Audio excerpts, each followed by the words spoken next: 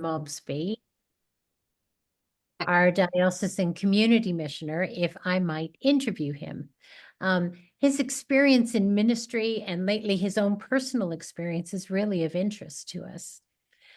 So Ian, a very, very warm welcome. I'm so glad that you've agreed to be with us today. You've heard a little bit about the context of everyone here in the Zoom room, and some of whom may be familiar to you. And I think it's only fair that I introduce you properly to all of our students. So here goes. Hang on one second. I need to get the formal words up in front of me. So some things to know about Canon Ian. He has over 10 years of experience working as a lay pioneer or missioner. The word that's used in the UK is pioneer. The word that's used here is missioner for obvious reasons. One has a colonial feel about it that is not particularly welcomed these days in the Canadian church. So when I say pioneer, I mean missioner. When I say missioner, I mean pioneer. And he has over 20 years as an ordained missioner, pioneer practitioner, particularly with missional forms of new monastic communities and the renewal of parishes as mixed ecology contexts. And mixed ecology just means the experimental alongside the traditional in terms of ministry. Ian's lectured and spoken around various parts of the Anglican Communion in the US and Canada, UK, Europe, Australia, New Zealand. He's written a number of books on aspects of contemporary mission and spirituality, and he's recently completed a research PhD, part exploration of the spiritual but not religious, part theological response, exploring a particular contemplative model of mission. And a book on the subject was published in January 2025. And Ian was awarded the St. Dunstan's Medal by the Archbishop of Canterbury in 2019 for services to the church in developing new forms of religious and spiritual communities. And in 2022, he was made the Canon for Mission Theology in the Diocese of Niagara in Canada.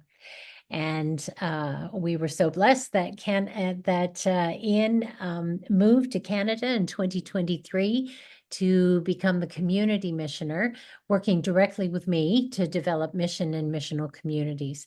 And Ian, as well as all of that, Ian continues his work as a chapter member of the International New Monastic Society of the Holy Trinity and as a trustee of the St. Anselm community in Lambeth Palace. And as a member of the Church of England's College of Bishops Advisory Council for the Relations of Diocesan Bishops and Religious Communities. Now that's all the formal stuff. Here's some informal stuff to consider. When I was learning, probably 10, 15, 12 years ago, what all this missional stuff was about, before I got the bug, Ian was one of my most important teachers. I know him to be brave and practical, a rare combination, a grounded dreamer, and both clear-eyed and focused. He's diligent and he's passionate, and he has a tremendous ability to see the world with kingdom eyes. I mean, I could say more and more, but you get the idea. He's a special person, and I'm really delighted that he's with us today. So, Ian, a very warm welcome to you. And I wonder if maybe just to start us off, if you could say something about where you've come from in the UK, what kind of work you were doing there, just so we have the whole picture of the paradigm shift you intentionally made when you joined the Family of God in Niagara. Thank you, Bishop Susan. So work-wise, I was largely working and living in central London, initially working as a missioner, particularly trying to reach out to unchurched and dechurched people, which eventually I understood to be the spiritual, not religious. So I started off working in the financial district where we upset everybody by putting a cafe into a medieval church. And then I moved south from the very rich to the very poor in London to a place called Peckham, which was a massive shock. We're living on a really rough estate. It was a bit like West Side Story. I'm trying to do ministry there with the resident new monastic community. And then I moved to Southwark. So I was kind of used to try and rehabilitate failing parishes with thinking about new mission initiatives, but leaning into the more Catholic Anglican tradition. And I ended up, at Blackfriars Bridge, where I worked for 4 years to turn around another failing parish. So it's been part of my ministry to be involved in that. Just say by who I am. So I was an atheist up to the age of 19 from a very atheist family with roots from Wales and very socialist. So when I got ordained, it ruffled a few feathers, let's put it that way. And so I've kind of always had a slight outsider perspective. I'm very aware that I came from a very class-driven society, and most of my family had quite a lot of barriers to education, barriers to social improvement. And I think there's a deep passion, bordering on rebellion, to not stay in boxes that were my family. So my generation were very much the liberated generation, when my parents' generation was much more kind of oppressed socially. So yes, I come from that lefty sort of background. And so Anglican was an interesting fit at the beginning. It was the state institution. And so there was some of that I struggle with and still do, but I love the theology, the ecclesiology, and the way that it seeks to be present in every community. So yeah, that's largely been me. So that was the British content. The second part of that question about coming to Canada, lots of. I loved I was finding Britain very difficult after Brexit and everything else that happened, and also I've got a European partner, so that was really painful time, so that we kind of wanted to escape that. And it's also true to say that the Church of England has struggled with coming to terms with inclusion. And so I was as a gay partnered man, I was finding it very difficult being in the Church of England. It was liberating to come to Canada, and then that being not an issue, which was the first time for a long time. So that was very liberating. Yeah, but I'm very aware when I came here, and there's something we'll unpack, I'm sure, about having a very English accent and that provoking quite some reactions in people here. Yes, I'm sure. Okay, I'm going to ask you to explain a bunch of stuff. Go for it. Unchurched, dechurched, SBNR. So unchurched people are generally people who have no experience of the Christian faith. That was me. Never went to Sunday school, never had anything to do with the church, have absolutely no understanding of the Christian faith other than what was taught in religious education in school, which in my time was quite comprehensive, but now not really done very well at all. So that's the unchurched. And there's different types of unchurched people. Those who are into spirituality, though more kind of atheist based. There's different types, but I would say the spiritual are increasingly in the greater group. Spiritual but not religious is exactly what I was without even knowing it. And that's people who, because I came from a music background, and there was something about music that evoked questions of transcendence and a greater reality. So I didn't fit in the atheist box very easily. And in time, I think I became spiritual, but not religious, but didn't trust the church and had quite a negative view of Christians and Christianity. And so a lot of the SBNR are that.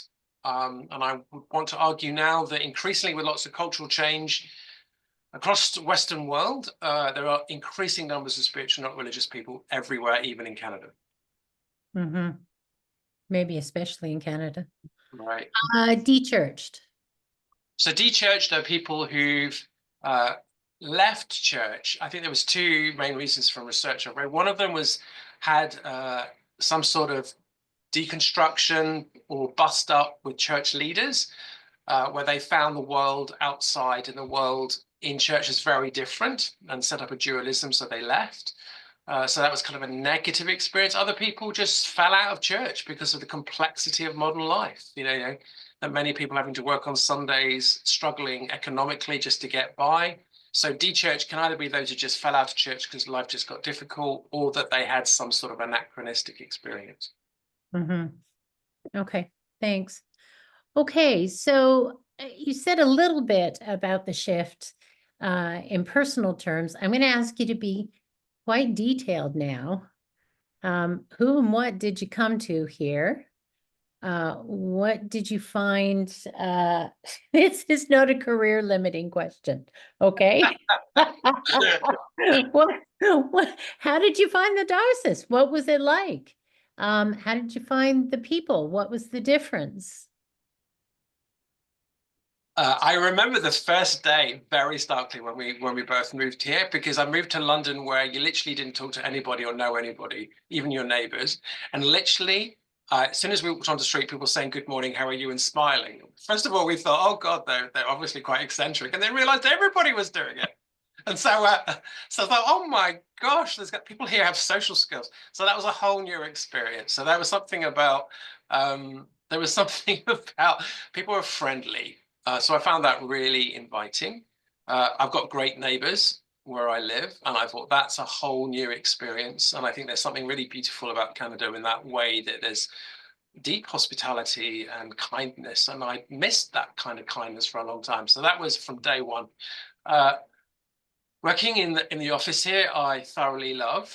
I love that there is there is a culture of meritocracy here, and passion about God, and a humility that I'd missed. I've realized that, what I'd left was very hierarchical. I don't know how to put it really, kind of dispassionate. And whether I think there was more individualism, which I didn't expect. I suddenly became aware there was more individualism in London than there was in Hamilton. That was my experience. So I love working in the team here, and the job is amazing. And I think the other big difference I notice is that in the Church of England, particularly, there's a problem that people don't listen to you. And I suddenly realized that people did listen to what I had to say, and that was another big change, and that people took seriously what you think. So that was good. What were some of the difficulties? Well, my partner, I think, had more of a problem than I did, but I realized that this is a more market society than the UK is.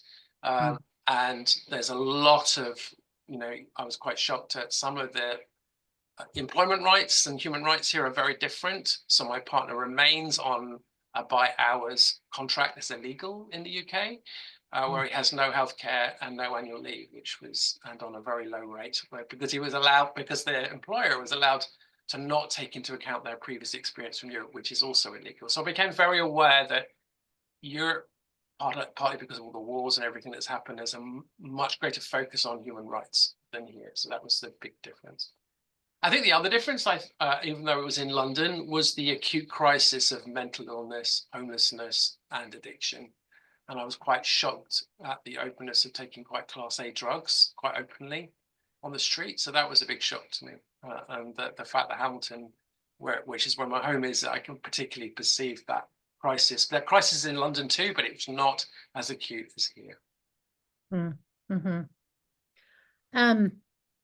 So thinking particularly about the church that you've come to, what's been comfortable and what's been challenging for you making a shift from a European sensibility to a North American, Canadian one, with regard to the church? Because you've had some experience of being out in our parishes, working with our missions and missioners, and yeah.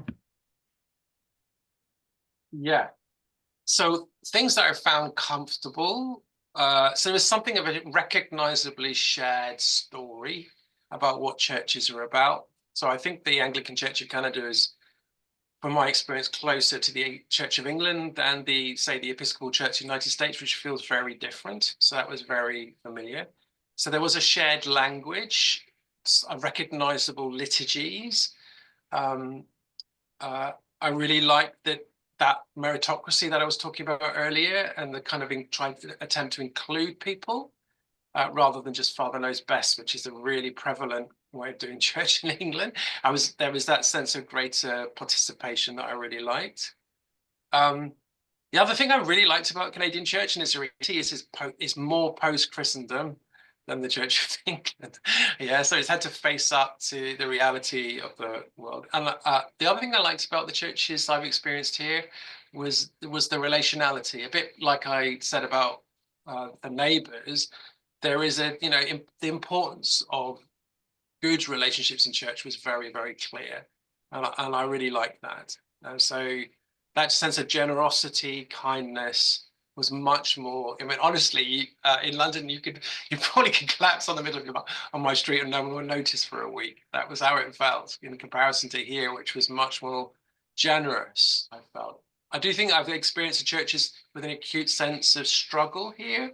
I think there's more of a financial crisis post-COVID than there was in London. And I think parishes here struggle more than what I experienced as a rector before. So some of the challenges, yeah, I've mentioned that already. So there's, that sense of less structural support in society. So churches are working very hard, particularly around food security. I think I've become very acutely aware of British colonialism and the story of that here is very deep. And I'm aware that, so I had a beautiful experience going to the Indian Centre, and they call it that, in Hamilton, and just my accent provoking a reaction from some of the people there. So that was a big learning event. And very aware of some of the terrible things that have happened to the name of the Anglican Church, particularly with residential schools. And so that's all been a huge learning curve, and I'm still learning to listen into that.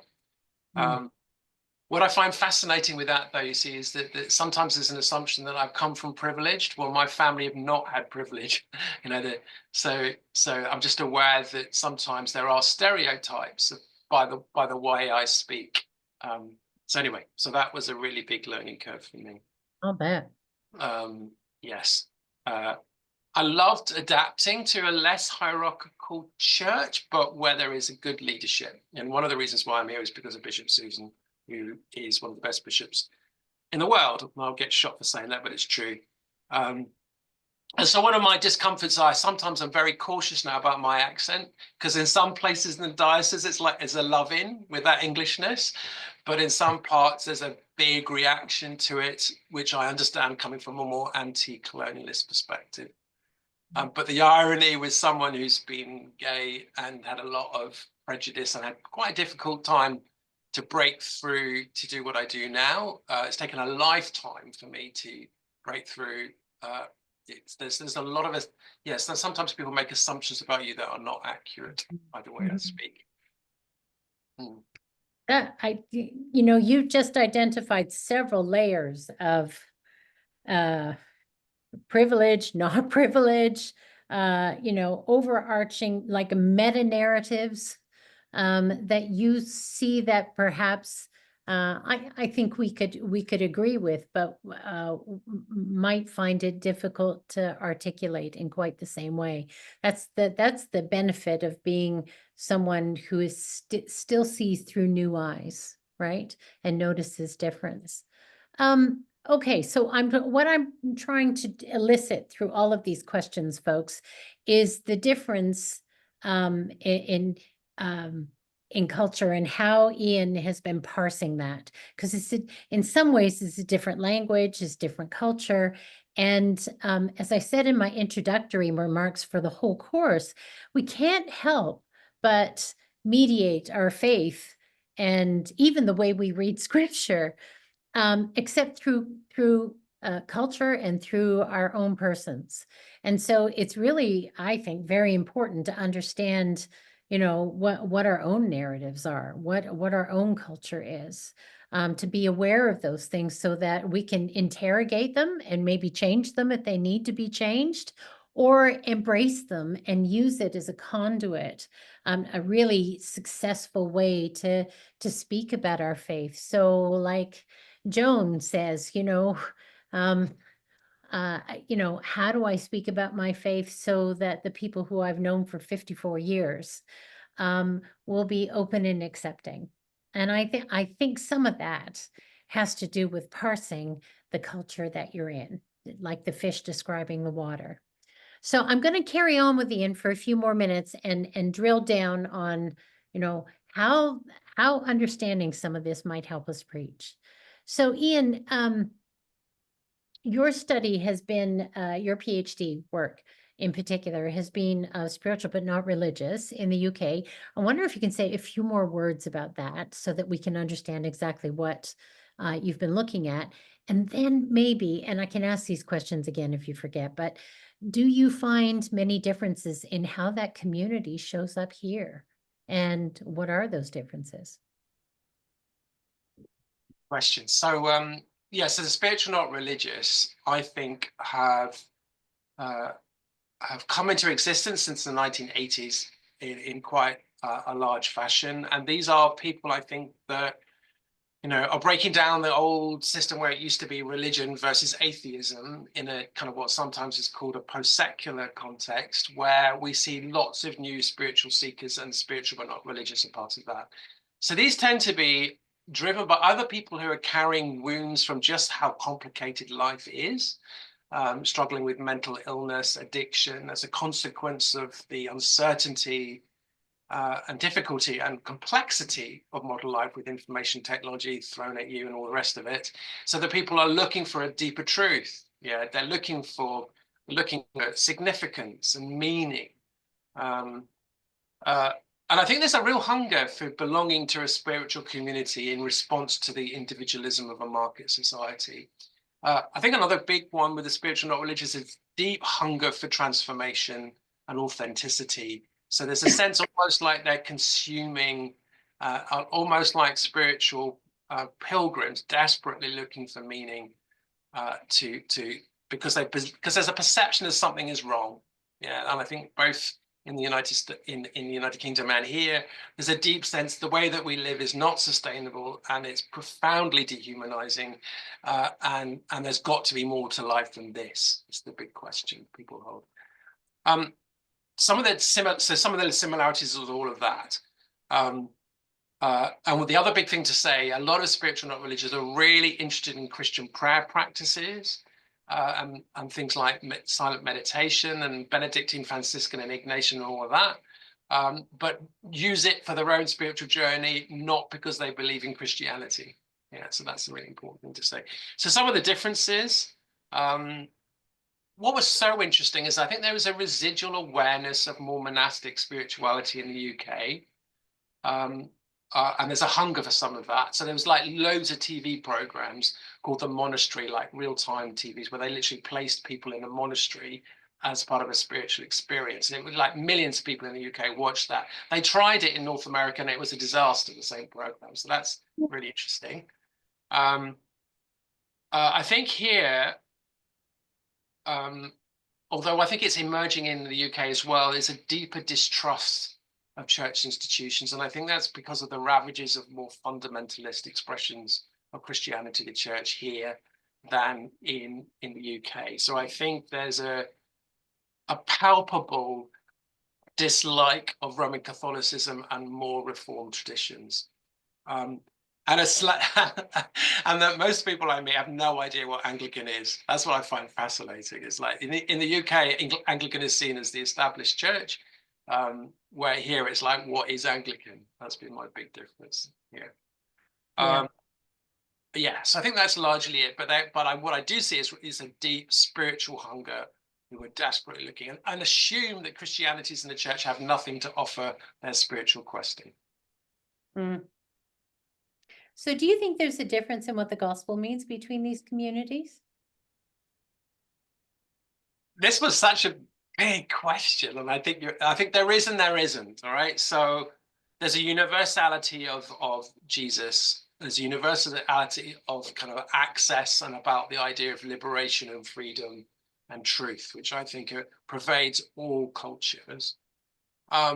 But I do think it's always got to be contextualized. It's got to relate to the stories of life and perceptions of a particular community, or how you engage with it. And I would say that because I'm a missioner. So kind of the gospel in England. Do you know what was so interesting? And with my family, because both my parents died last year, which was quite difficult, I suddenly realized they had no inner life. It was all about existing at the center of yourself, right? And I suddenly realized that most of my family do that in the sense of not really being aware of the interior life. So a big thing about the gospel, I think, in England is about internal transformation, about that sense of the inner life and of the heart. And I think England has been so in their head with the Enlightenment for such a long time that the gospel has got to be about the transformation of the heart.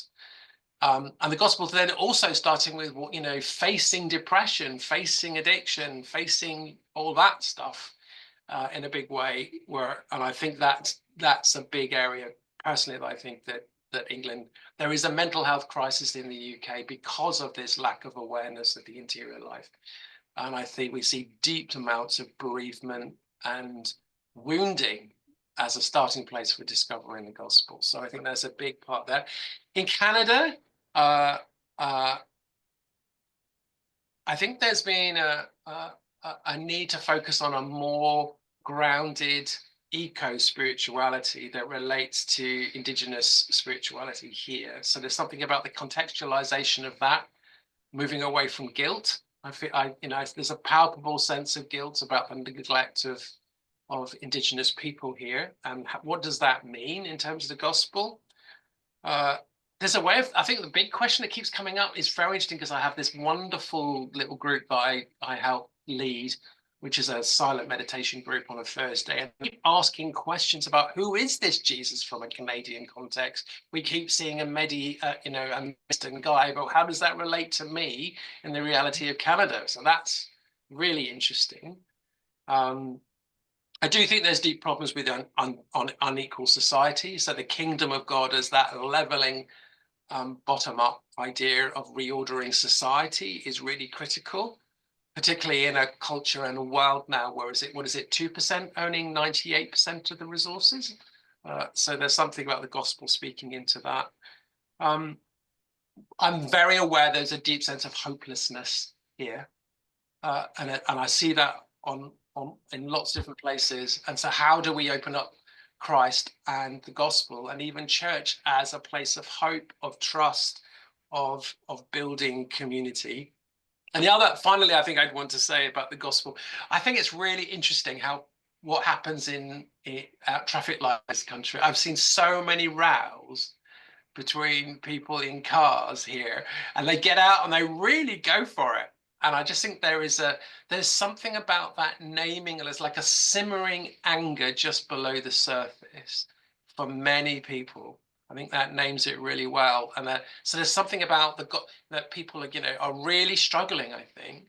How do we open up the gospel to a culture where people are really struggling with the way things are? And I think Jesus did that amazingly, you know. So Jesus, that's what he did.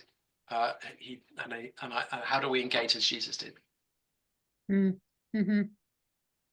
Okay, so given all of that, given the difference that you see, how does your language and your preaching change in the various Canadian communities that you're visiting? Like, as you go from speaking to a parish on a Sunday morning to going to a new monastic community to going to meeting with SBNR folks, you know, in your silent meditation group, how does your language change?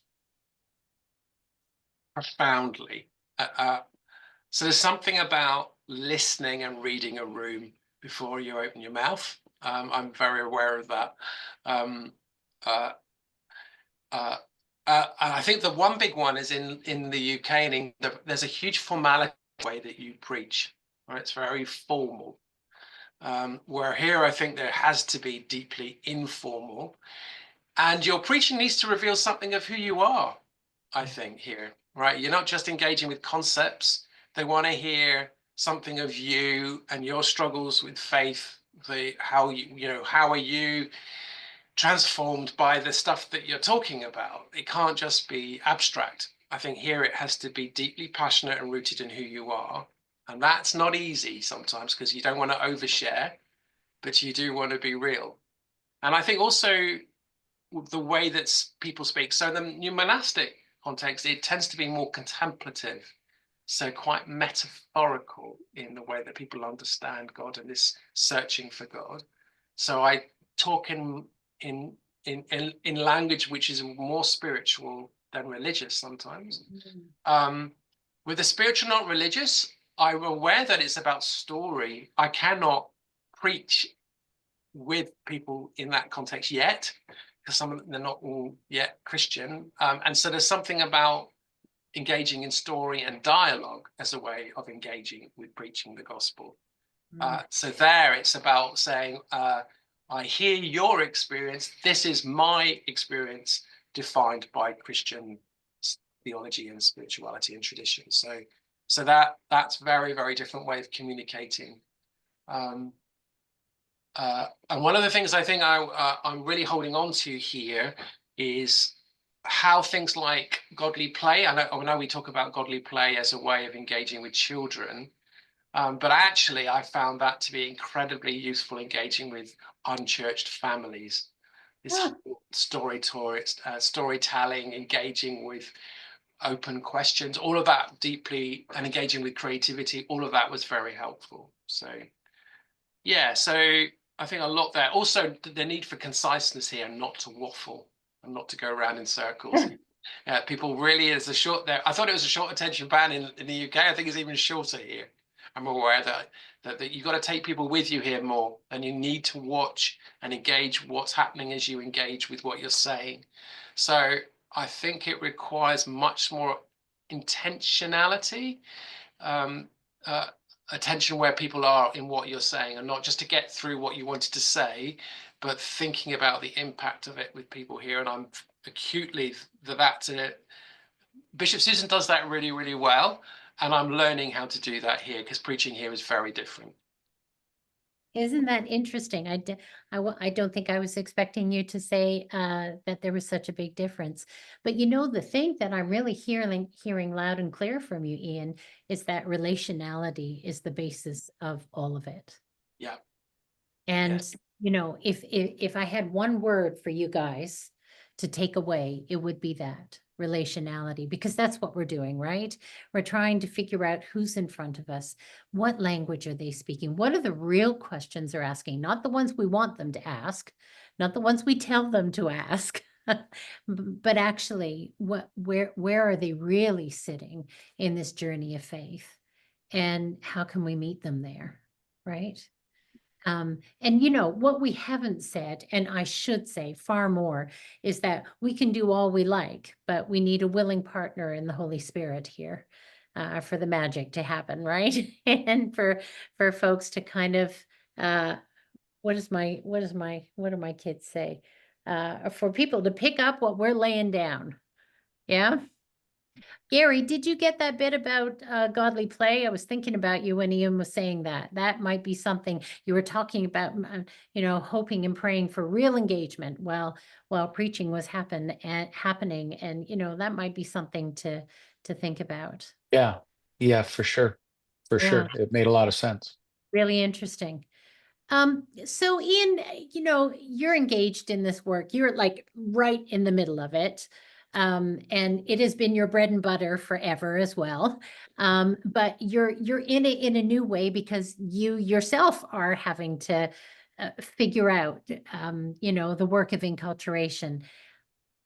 You know, who were your teachers in that work?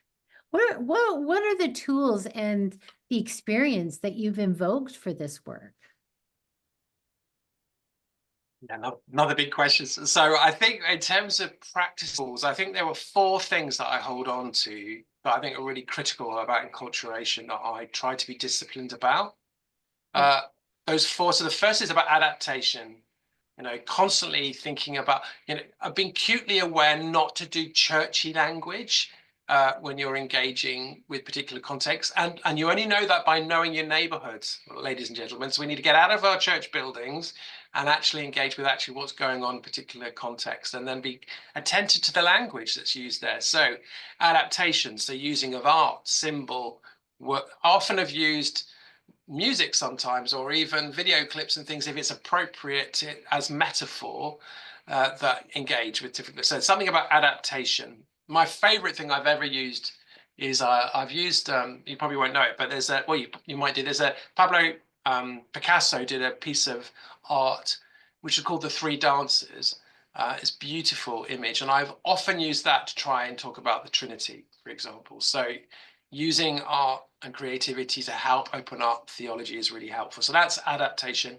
Second one is dialogue. I've mentioned that already, but constantly seeing that there's a need to think about the local context. And when you're speaking even about biblical text, there's something about constantly thinking about what that means in the context of a particular place. So an ongoing dialogue with context. Bishop Susan's already said that deep listening in preparation and while you're preaching, listening to God, listening to context. So I think that missional Holy Spirit perspective is my third key thing. And the fourthly, around transformation, is the fourth one, I would say. So where, we do expect our Christian way of living to transform us and transform the people that we're engaging with. And even if we do it right, transform churches and localities. So let's not think small, but be aware that God uses what we do and to treat that quite seriously. Who are my teachers? Jesus has always inspired me. I love the way he munched through the entire New Testament, walking through the Holy Land, talking to all sorts of outsiders and upsetting everybody in the process, which I love. All right. So he is the the woman at the well, when he read that situation, to know that the misfits go around at midday because everybody else keeps out of the sun, is reading culture. All right. So, and that is a beautiful enculturation story. So Jesus. Other big ones for me, you might know these, but there's a guy called Stephen Bevans, who's big time into contextual theology. And I love what he has to say, and the tools that come out of his understanding really have helped me to work out how do you articulate the gospel in a host culture. And there's different ways of doing it. And so there's a lot around Stephen Bevans. One of my North American heroes is someone called Sally McFague. And she has really helped me to understand how metaphors and storytelling and using culturally different ways of unpacking what God is about, really helpful. So Sally McFague. Another one you might not have heard is someone called Roger Schroeder, who is a Roman Catholic contextual theologian, and some of his writing has deeply helped me to think about how I unpack faith to unchurched people. And lastly, Elaine Heath. She's a North American Methodist and contemplative, has written a lot about how you engage with using the contemplative tradition to engage with, again, unchurched people. So all of those have really helped me to think about enculturation of the gospel in particular contexts. Thank you. That's great. I wonder if you might write those down and send them to Jane, and then we can pass them on to folks, just in case they want to do some further reading about this. Okay, here's my last question for you. That's quite an important one. What have you learned that's changed you? I think there's three things. I think I have a deeper respect for culture than I did when I started out doing this a long time ago. Some expressions of church see culture as a threat, but actually I think Jesus works through culture. That has deeply changed me. And I have been transformed by listening and leaning into what God is doing in different contexts. So something about a deeper respect for culture. I think I've also learned to be much more compassionate, and there's a deep connection, I think, between compassion and effectiveness. So that I think being here, I didn't realize there's such an impatient person. I think I've realized that I've had to slow down. I need to listen more and trust God not to keep rushing around, right? And that I don't need to always be in control. So actually, I think there's something about listening and understanding about what God is doing requires much slower. And then also, I think, to appreciate people's struggles, their lived experiences, their traditions, with greater respect than I have in the past. Yeah. So I think I come from a long line of very impatient people, and I hadn't realized that until I moved to Canada. Well, I mean, there is what I would call holy impatience, which is actually a wonderful thing, if not always easy to manage, right? So, Ian, thank you so much. It's really interesting and important to watch a fish describe his water. And it's something that we all need to be able to do. And I'm hoping that some of these questions and the answers have provoked some thoughts in all of you guys as well about your own context, maybe the ones that you're about to join, or ones that you've been part of for 74 years, which or 50 years. I mean, these are important skills that every missional preacher needs to master. So really appreciate your reflections, and thank you so much for your time. So we'll give you thank you so much. Folks, I'm gonna give you a 5-minute break, and we'll come back at 11:20, okay? And then we'll be preaching to each other at that stage, okay? All right. Blessings, and thank you again, Ian. Bye.